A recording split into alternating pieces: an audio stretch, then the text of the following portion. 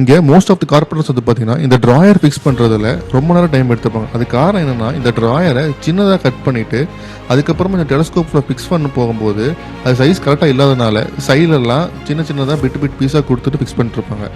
So அது மாதிரி பண்ணுறதுனால டைம் ரொம்ப அதிகமாகும். அந்த மாதிரி இல்லாமல் எக்ஸாக்டாக இந்த ட்ராயர் மெஷர்மெண்ட் எப்படின்னு இந்த வீடியோவில் சொல்கிறேன். மறக்காமல் இந்த வீடியோவை சேவ் பண்ணிக்கோங்க. இந்த ட்ராயரை நீங்கள் எக்ஸாக்டாக கட் பண்ணணும் அப்படின்னா, நீங்கள் எங்கே இந்த ட்ராயரை ஃபிக்ஸ் பண்ணுறீங்களோ அதோட இன்னொரு விது தெரிஞ்சிருந்தாலே போதும், உங்களால் எந்த ஒரு லூஸாவோ டைட்டோவோ இல்லாமல் ட்ராயரை ஃபிக்ஸ் பண்ண முடியும். ஃபார் எக்ஸாம்பிள், இங்கே என்னோட இன்னர் வித்து வந்து பார்த்தீங்கன்னா 366 mm இருக்கும். ஸோ யூஸ்வலாகவே எல்லா டெலஸ்கோப் சேனலும் லெஃப்ட் அண்ட் ரைட் ரெண்டோட சேனலோட திக்னஸ் வந்து பார்த்தீங்கன்னா 25 mm.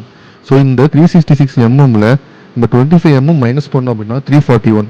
ஸோ நமக்கு இந்த இன்னர் ட்ராயரோட வித்து வந்து பார்த்தீங்கன்னா 341 mm இருந்தாலே போதும், உங்களுக்கு இந்த ட்ராயரை வந்து ஈஸியாக ஃபிக்ஸ் பண்ண முடியும், எந்த ஒரு லூஸும் எந்த ஒரு டைட் இல்லாமல். அவ்வளோதான். இந்த வீடியோ உங்களுக்கு பிடிச்சிருந்தது அப்படின்னா மறக்காமல் இந்த வீடியோவை லைக் பண்ணுங்கள்.